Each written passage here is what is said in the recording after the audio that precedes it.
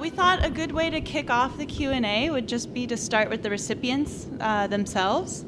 And the big question we wanted to tee up was, okay, now what? So we've recognized the good work that you've started doing. And I think the first question to each recipient is, it'd be great to hear kind of what do you think is your next big project or next big research topic to push the field forward. If Allan, would you be okay starting? Or okay, great. Okay. Well, first I just want to thank BITSS and everyone for being such a fantastic organizational support for transparency and openness. It's one thing for us all to sort of toil along, and I almost think rebel on our own in our little enclaves, but it's groups like BITSS and all the others that allow us to come together and really develop momentum. So I think that's great. So there's lots that could be said. I think I'll just focus on this one idea that was mentioned of having a sort of platform, a web platform for post-publication conversations. And it doesn't actually have to be post-publication, it could be pre-publication. And so Ted and I were just discussing, BITSS could take an initiative with that, and it sounds like it could. So let me lay out a little bit what I see there. So I have some slides that I'll describe to you. So if you want to search for a book, for example, the textbook I use in the methods course I teach, you can go to the Cambridge University Press webpage, and you get the cover and the price and maybe some blurbs, and that's somewhat informative. Or you can go to Amazon and you get the same stuff. You get the cover and the price and some blurbs, but you also get these Amazon reviews at the bottom, which are often extremely useful, right?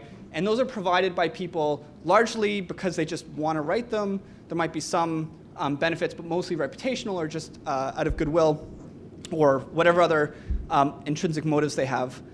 There's the ratings, the stars, which aren't perfect, but also provide a really valuable source of information to the consumer. And then there's related books, right? Other books that are similar, so exploiting the network of consumers. Basically, I see that contrast as something that we currently don't have for science. So when you go to look for an article that's published, you get the publisher's version. You get the title, the abstract, there's not even a blurb, and that's about it, right? You get sort of the author's version of the paper. Whereas there are all these conversations taking place in seminars, in hallways, that is part of science, right? And people who are connected, who are in the network, know, oh, this work is known to be fragile, or this work is known to have this dubious assumption that we don't believe in. But many of those conversations never make it into the public record, in part because of incentives for journals not to publish critiques or sort of minor points, incentives for researchers not to take risks of critiquing other scholars, and especially senior scholars. So there's all sorts of reasons for that. I think it's inevitable that in 10, we'll say 5 to 25 years, science will be so much more online. So many more of our conversations will be taking place online. And I think we should work to make that happen sooner, but more importantly, work to make it happen in a way that's best for science. Right? So right now there's lots of organizations, academia.edu, ResearchGate, and others that want to basically become the Facebook of science. They want to be the web platform where we go to discuss our work. And I think we know we know best for each of our fields what norms, what practices, what structures should be in place, or we're best suited to figure out what should be in place to best promote science. So there's lots of trade-offs that need to be considered, and I'm happy to talk about those at another setting. Okay, so what do we need? We need 3 things. We need a web platform, and we pretty much, those are virtually already there. We need a little bit more support, but I think that can be achieved. We need an organization for each corner of social science that can figure out what norms and structures are best suited to promoting this scientific conversation. And again, there's these trade-offs, and it's likely to be different by field. And we need the community to actually go there. So I think we can make that happen, and I hope in a year's time we have a lot more to say about how that's happening, and that's one thing I look forward to working on. Let me react to this. This is something I've been thinking about quite a bit. I don't know how familiar you are with what I now call the Goodreads problem. Goodreads was a site that provided this kind of review service, community contributions, which was then sold to Amazon, so that Amazon is kind of working to get a kind of monopoly on this whole recommendation world. So I very much support this argument that we need a different organizational home for this than ResearchGate or academic.edu, which is not an edu, really shouldn't have an edu address, because it's not clear what their incentives are now. And even if they've got the right incentives now, they could get sold, and 10 years they could be used very different ways. So I'm very excited about this possibility, and would like to help out. And let me just give you two other reactions. One is things like this that are useful also present the possibility of capture and manipulation. So it's worth thinking about governance and in setting something like this up. I guess the other reaction too is that we should use our social science or economist modeling hats to think about things like this. These give us a chance to run some experiments, but also to anticipate things that I think others might not anticipate. For example, it might actually be harmful to the ecology if you had a single unifying force that kind of quickly established convergence. There's an experiment that I remember reading about where they tried letting people decide what was good music, same songs in two different communities. Because of the social interaction effects, there was a significant amplification of small differences, small initial differences.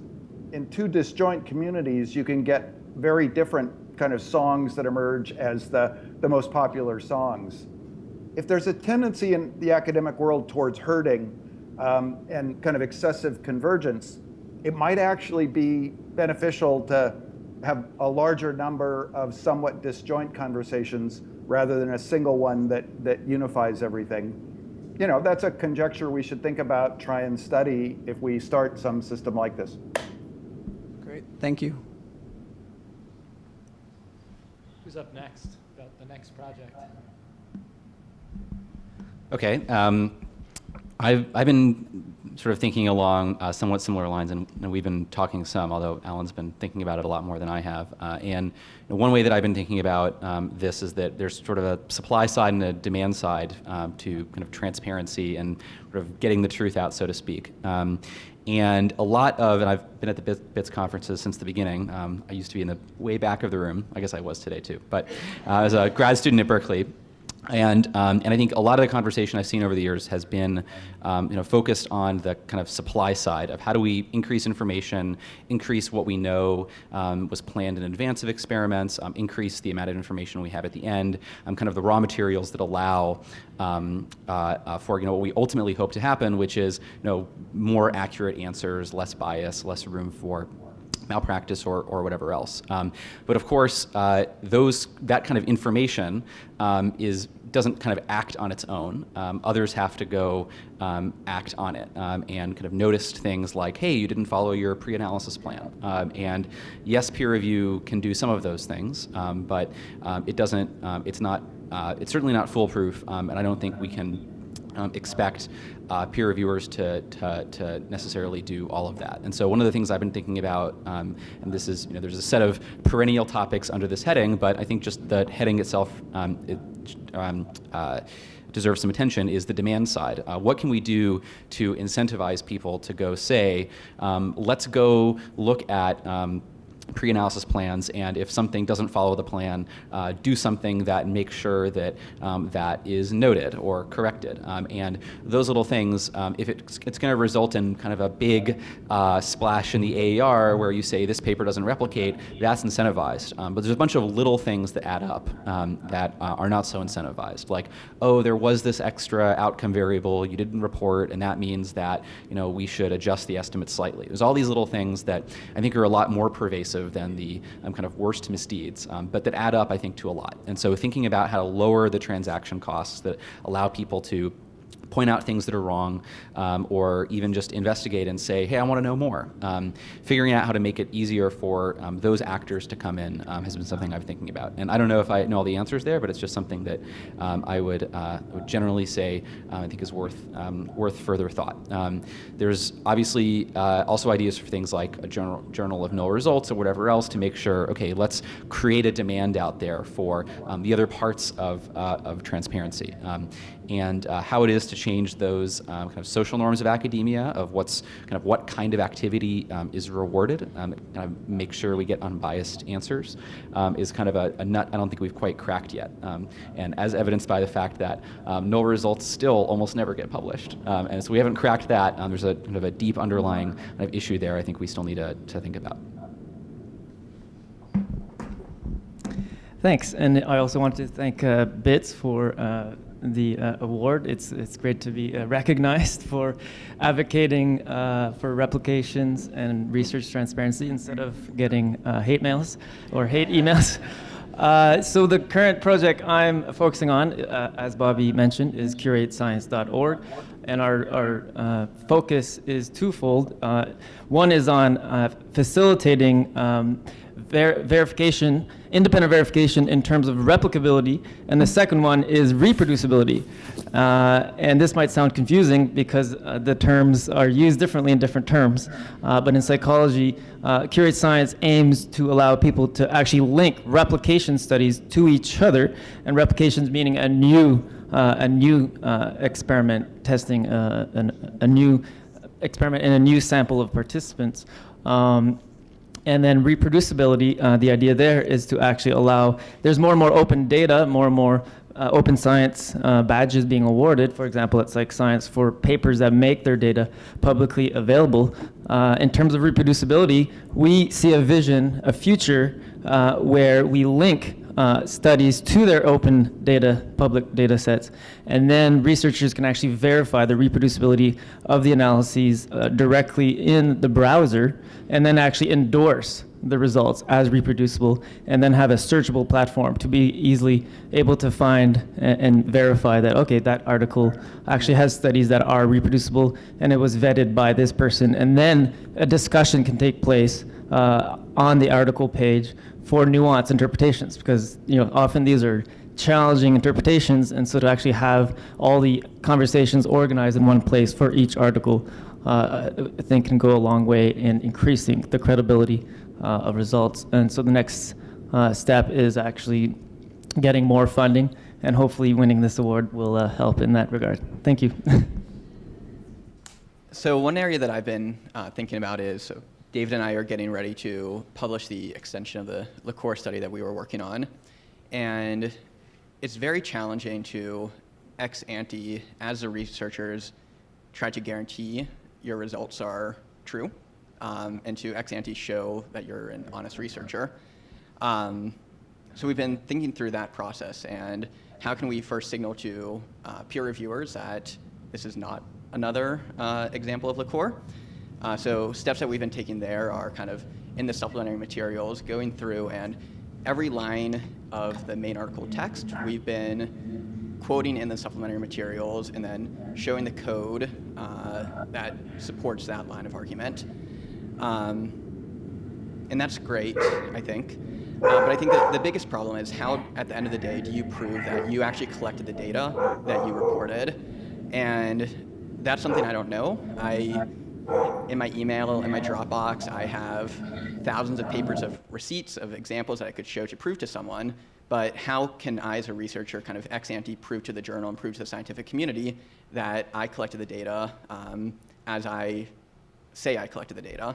So earlier today, I overheard Peter talking to some people about kind of one project he's working on, and I'm really excited to hopefully see that develop, because I think as an applied researcher, I think it's very valuable to try to prove that what I'm doing is somehow true. So I'll let Peter talk about that.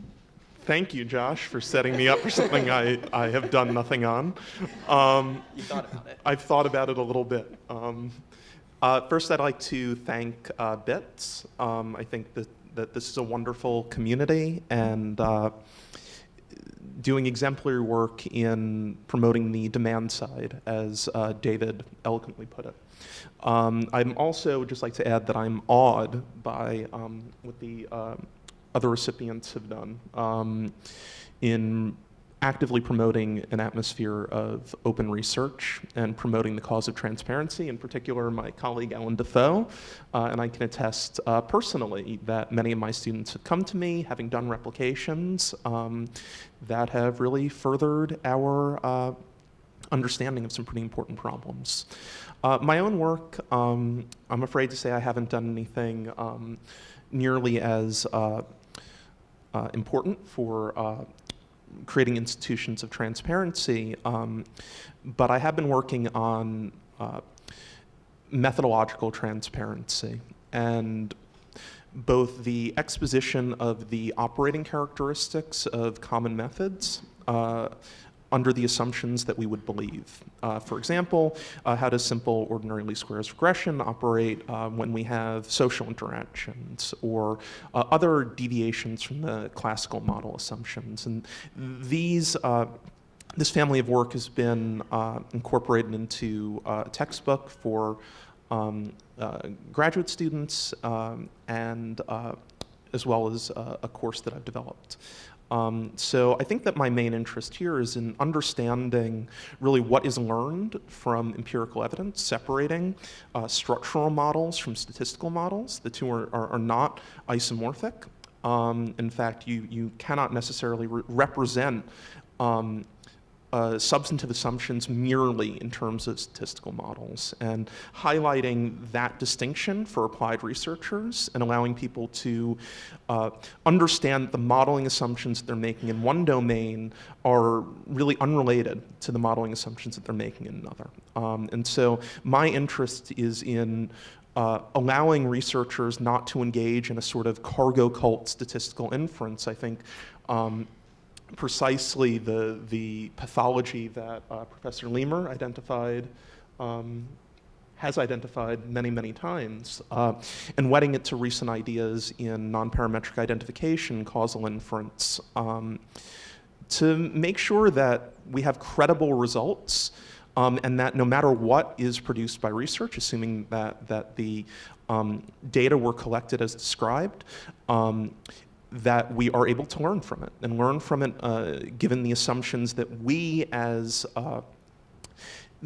readers, as consumers of the research, can apply our own judgments and our own identification conditions and understand what is learned. And the movement toward transparency and the movement toward making what we're doing clear allows us to do so. And so everyone here who has made their data available, everyone here who has been replicated, you're doing a service to science. And I feel like this room and the ethos of this room is the future. So congratulations to my fellow winners.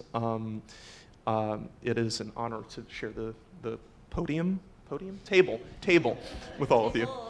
Yes, the tables with you. Hi, I'm Eva Vivalt. So I'm working on several new things relating to transparency. And so I'll talk about the most exciting one, which is to try to, the hardest part of a meta-analysis is really gathering the data from the meta-analyses. And I am working on through 8th grade and trying to see how much of that information we can get in an automated way through, if you have academic studies, sort of feed them in text recognition and try to extract some of the features of that information through machine learning.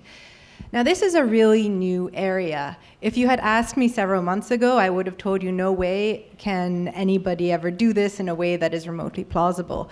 And a few things have been working to change my opinion on that. Most notably, there's this wonderful group at Stanford that is called Deep Dive that has software that can help with this exact kind of problem. Not for meta-analysis, but they do sort of scan through academic papers and PDFs and extract information from them. They've got one where they have, it's called Paleo Deep Dive. They've classified dinosaur bones. It's really, really awesome. And after enough people kept on telling me, oh, I should go talk with these people, I thought, oh, okay, maybe there's something here. I'll sort of put my incredulous nature on the shelf for a moment and just go and talk with them. And they sounded very encouraging, like this is a thing that the software can do. It seems very plausible right now. Somebody at 8th grade is tinkering with it a bit, trying to get this to work. You can imagine that this kind of feature would enable lots of meta-analyses, lots of data extraction, real-time data extraction. It's better in some fields than others. It might be more helpful ultimately in health, where there's many, many more studies. Like if you think of something out there called ScienceScape, they've got 25 million studies. In the social sciences, maybe we were thinking of a few thousand per year, but that's still really more than anybody would want to go through to actually get information from those studies, grab some of the effect sizes from there. And another advantage would be that if this works well, you can imagine getting all sorts of different features from those papers, different characteristics of the studies. So where were they done? To try to get and answer more of this question about context. Some of that information is in the paper. Some things I have learned are not in papers. We don't really see as much reported about context as we would like. Well, okay, at least that makes it more obvious and says, okay, look, when you're reporting your papers, please report some more standard things. We can also assign to these different estimates a probability that they are correctly extracted from the paper, so that should also help.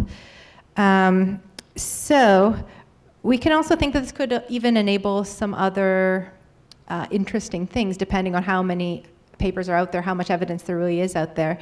You can imagine saying something like, look, we know the context matters.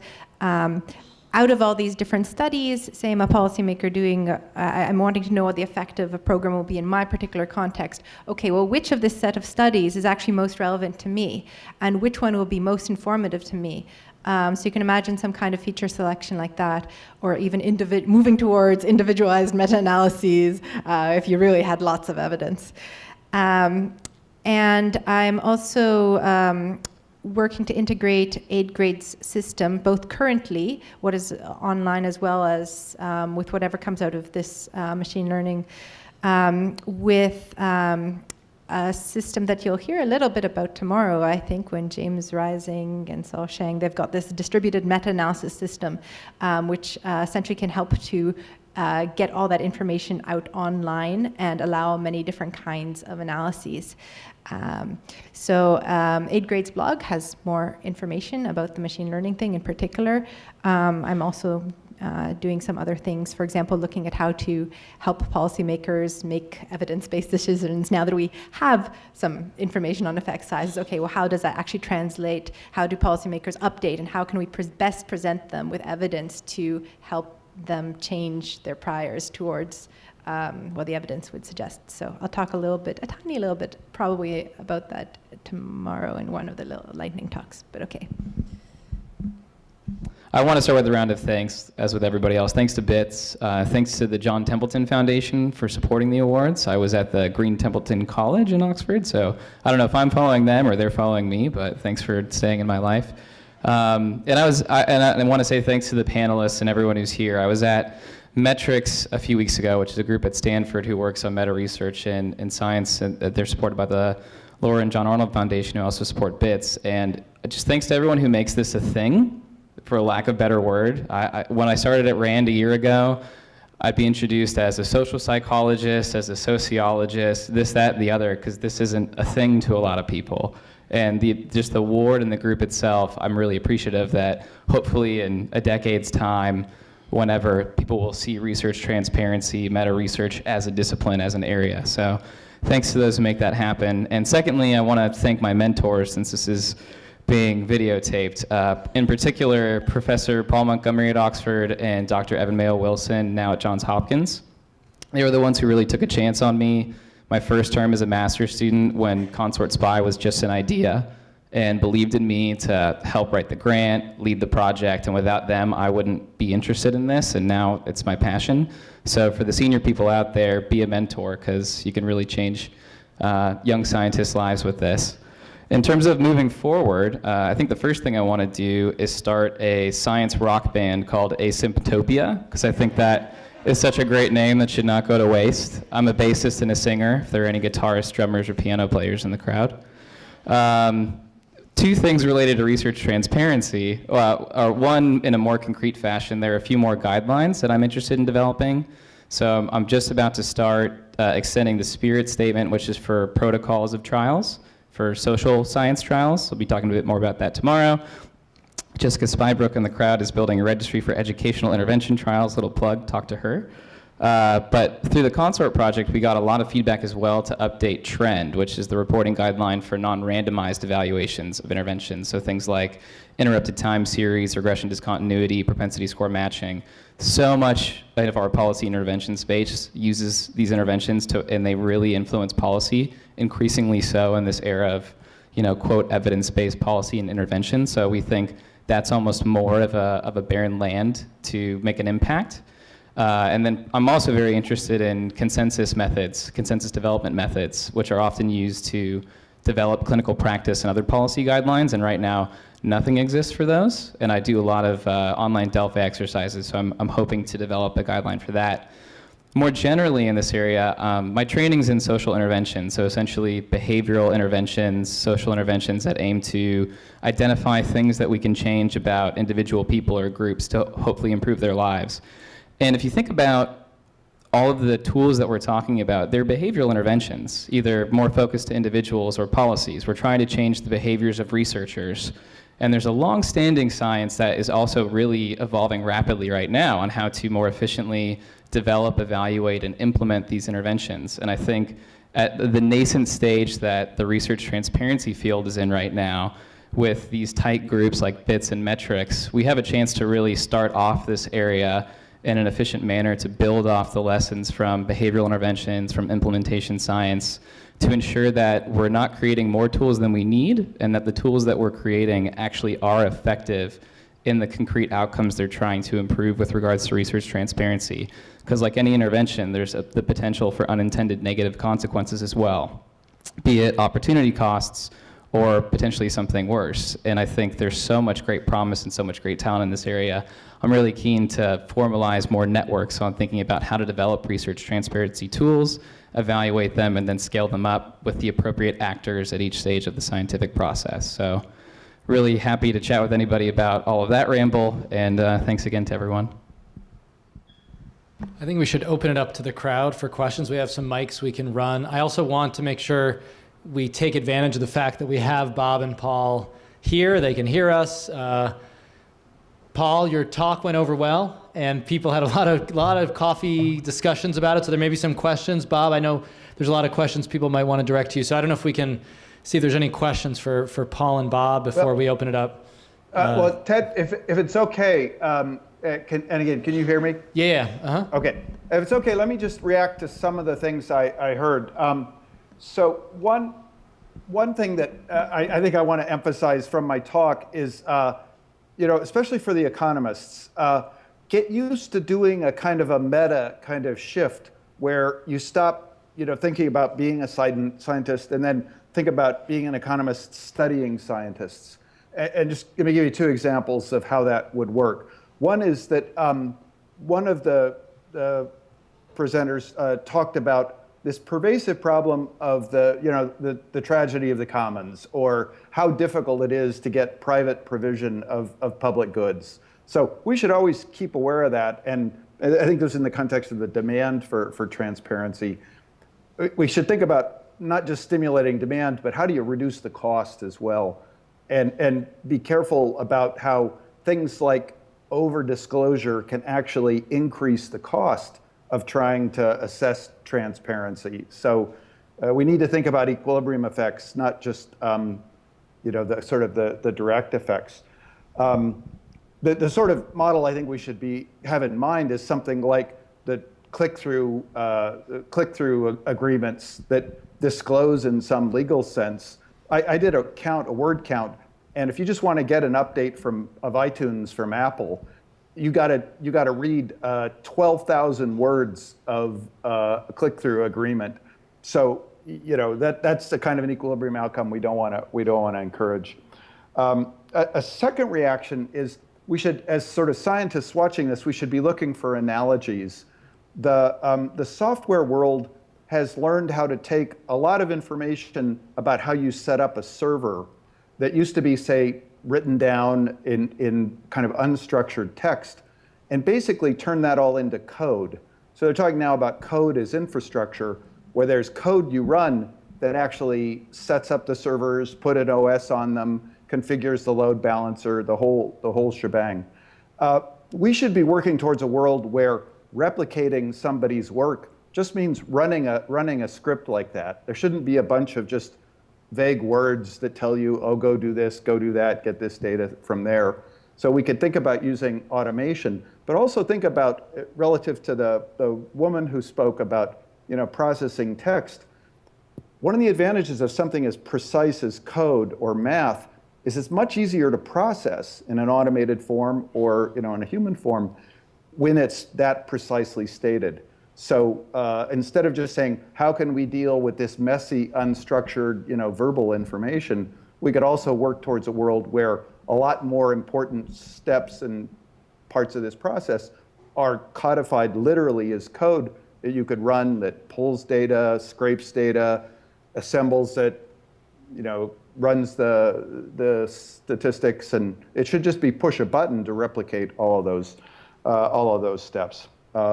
So to summarize, there's an awful lot of really interesting social science we could do, both theoretically and experimentally, as we think about how to make this particular provision of this particular public good work better.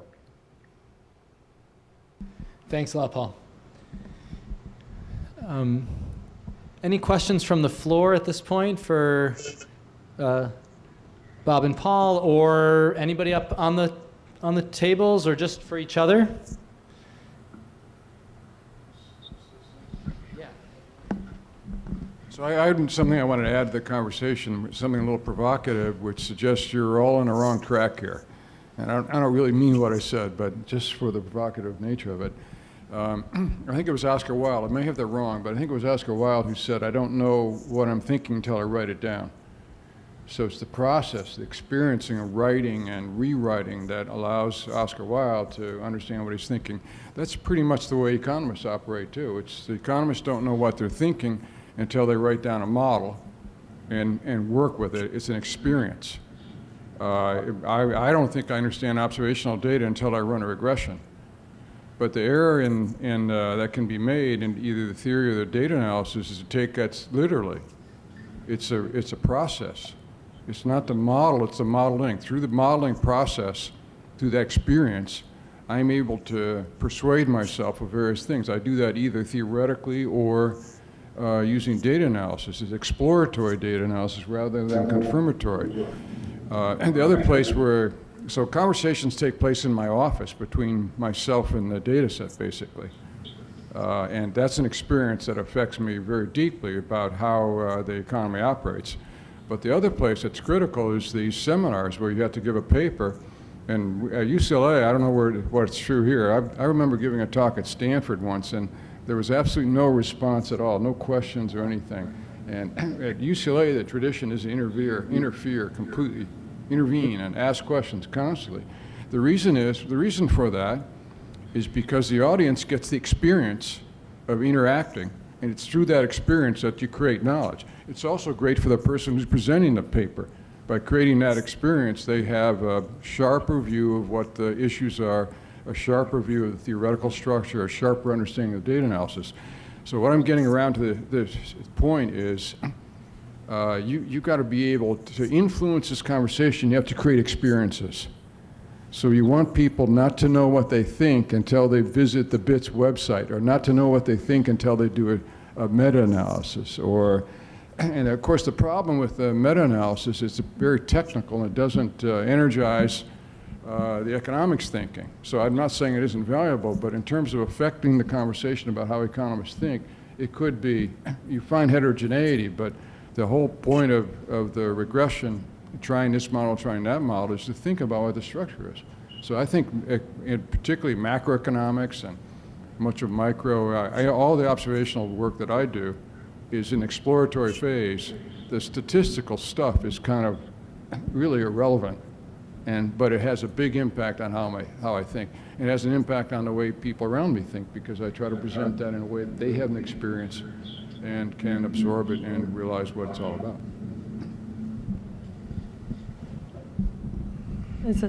So I have a question for Paul.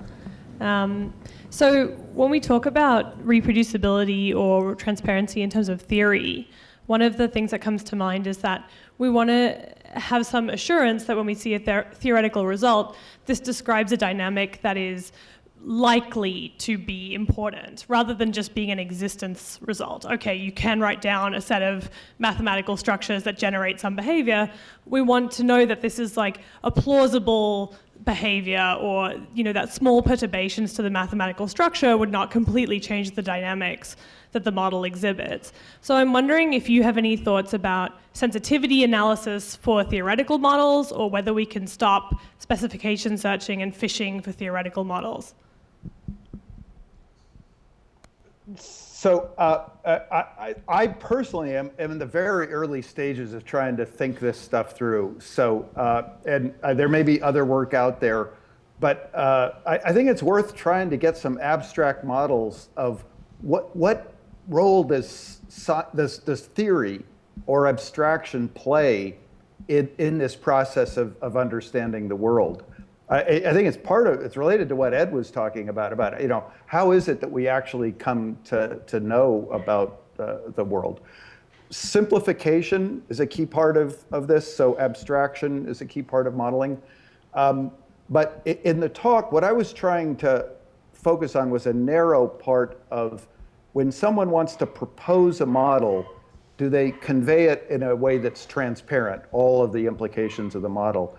I didn't address at all the question of what constitutes a good model versus an unhelpful model, and how you use the combination of models and data to learn.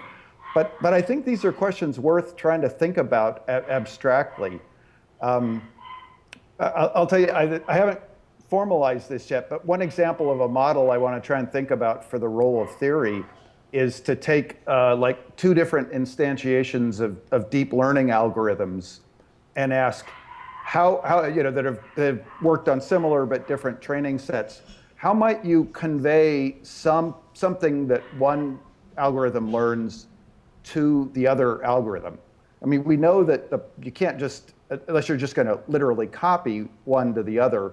I mean, suppose they both have interesting information, and so you want to merge it in some sense. So you can't just copy the parameter values from one to the other. You got to have some kind of outputs that are particularly useful that get kind of produced by these algorithms. Then they both learn from them. This might be one way to try and think about what is abstraction, what is modeling, what's communication.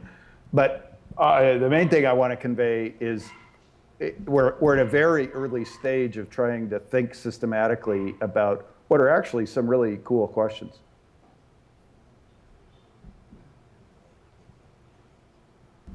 So when it comes to sensitivity analysis in the theoretical sphere, the example I used to teach international economics, is the factor price equalization theorem, which derives its power not from when it's true, but when it's not true.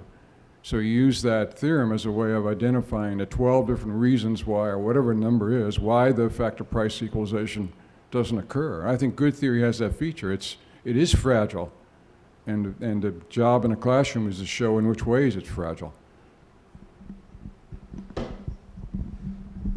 Can I just give an example of this in the theory realm? For example, if you're familiar with growth models, there's this strategy that involves analyzing its behavior using a balanced growth path. There are some kinds of parameter adjustments you can make where the balanced growth path responds continuously, and you can learn something from doing that, and it's a much simpler way to understand a dynamic model. But there are also certain kinds of parameter changes which exhibit very sharp discontinuities. So you go from a kind of a linear basically a linear differential equation structure to a nonlinear. If you look at balanced growth, you get this like discontinuous change from positive number to 0. So there, you have to make some subtle trade-offs between when is the simplicity you get worth the kind of the fragility that you're buying into. And here's where it gets really important. Are you effectively conveying to your reader this trade-off and protecting them from, say, making a mistake where they trip over the fragility that you would have told them, oh no, don't do that. So I think it's a very subtle kind of process, but I think one of the biggest constraints in all of this is that our minds are just not very powerful, and so we're always having to trade off complexity and accuracy for simplicity. So we just got a few moving parts to think about. I realize Skip and Maya, who are up here, haven't had a chance to weigh in yet. I'm not sure if you want to comment on anything you observed today or developments in your discipline. And I'd love to hear from Bob, too, before we're done. Do you want to let Bob go first? Okay, all right. So my name is Skip Lupia, and I'm in political science. There are two things that I can talk to you about. One is trying to help scientific organizations, people who can really move things, understand that an increased commitment to research transparency isn't a secondary activity or something that we should get around to, that it's actually essential to the continued public value of what we do. And here's the basic story I try to tell. For 1,000 years, universities had a near monopoly on the production and distribution of the kinds of information that we produce, what we'd call social science, a lot of medicine too. And so we developed a lot of professional norms that way, right, in terms of how we present things, which is not very well. And in the asymmetric incentives we've set up between making knowledge claims that get attention and actually documenting and sharing the documentation of that. So that's our legacy. The problem is that this thing called the internet has destroyed our monopoly. And now on many of the things that we write about, there are people who write better than we do, and they're faster than we are, and they're less expensive than we are. And so a lot of people, particularly folks in Washington, are asking, why do we need you guys? And I think if our answer isn't that we're willing to double down on transparency, we will tell you how we know what we know. We will tell you when we've fished and when we haven't, right? But we'll tell you that. If we don't make that commitment, then why do we deserve attention that the bloggers don't get and so forth? So that's something that a lot of people are working on. I'm in a position now where I'm trying to help organizations see that. So at the moment, I'm the chair of the roundtable on the behavioral and social sciences at the National Academies, and I'm on the advisory board for the social and behavioral sciences at NSF. I'm in the advisory board of this group and the Center for Open Science, and I lead the DART initiative.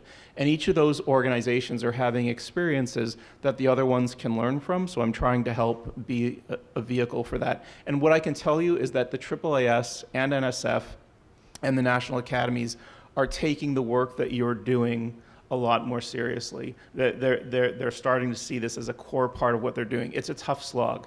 So that's the big thing. I'll just say the other smaller thing that I've been working on, and this is, last year I put together a task force on improving the communication of science, and part of that is staying true to the content of it. One of the contributions to a report I put together was by Brendan Nyan, who's at Dartmouth. And he talked about the importance of pre-acceptance. It's something we haven't talked about. Like whether you're doing an experiment or certain types of observational work where the data is going to become available at some point in the future, you could write the paper now, right? If you have a certain idea and you really want to test it, you could write that paper now, and then when the data shows up, right, so we're talking with journal editors about the idea of pre-acceptance, right? If you're really concerned about the file drawer problem or phishing or so forth, not that those are always bad, right? I mean, but if you're concerned about it, you could accept an article before the data is available. So we're working with trying to, educate people about what this is and trying to put together moments or ways for journal editors and authors to say, yeah, we want to be part of this. So there's a big thing and a small thing. We have an example of that pre-acceptance idea. That's one of the papers. A journal in political science did that, and coming to talk about it tomorrow, so come back tomorrow afternoon.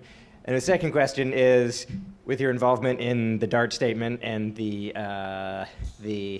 petition sort of again, do you have advice for us within disciplines or across disciplines getting sort of all the areas of our fields into this? Because if maybe you can summarize it for people who aren't aware of this petition, but it seems like mostly qualitative researchers have, different processes that they do, and so how do we, within our fields, bring in everybody? Because that's that related back to the discussion about I do empirical research, other people do theoretical economic models. How do we bring all the stuff, all the peoples in? Thanks. So just as a way of background, Colin Ellman and I lead a thing called the DART Initiative, Data Access and Research Transparency.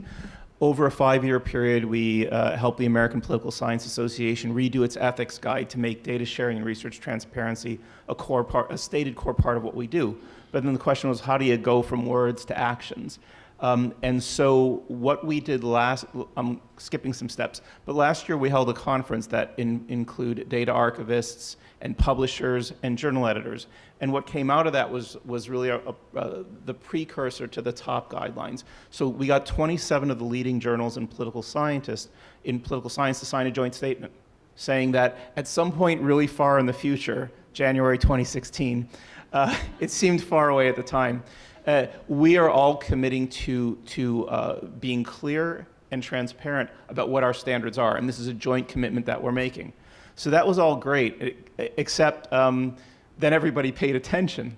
And some people were not so happy. So 1,100 members of the American Political Science Association signed a petition asking journals to delay the implementation of these standards. The conversation had been going on for 5 years, but people hadn't been paying attention. It's fine. So, if you're asking what is the disagreement about, there are so many things, but I can say it's not qualitative versus quantitative, because the DART movement in political science, it's been qualitative and quantitative people working together since day one. It's been the great part of it. But within the qualitative group, I think there are some tensions about what you can reveal. So some people are worried about human subjects and IRBs, and those are legitimate concerns. And I think that all the journal editors that we work with are aware of this and sensitive to it, but people who are just coming into the conversation are saying, whoa, are you going to make me reveal my vulnerable populations? And then some of it is, it's wrong to say it's qualitative, quantitative, but some people worry about marginalization, right? The idea that if we sort of fetishize transparency, that if people are in research traditions where that's harder to do, are they going to be left behind, right? And so I think that those are things that are out there. What I can tell you is the petition went forward, and I'll just say this, the journal editors, a lot of them think that petitions are not a great way to make journal policy or editorial decisions. So the consequence so far of the petition has been that one of the 27 journals has decided to delay implementation for qualitative work, but as far as I know, everybody else is moving forward with implementation, including the top journals in the discipline who have put out their policies, both for qualitative and quantitative work. And I can tell, the former, present, and future APSA presidents wrote a letter last month to the membership saying, that they favored this, particularly for the flagship journal of the discipline.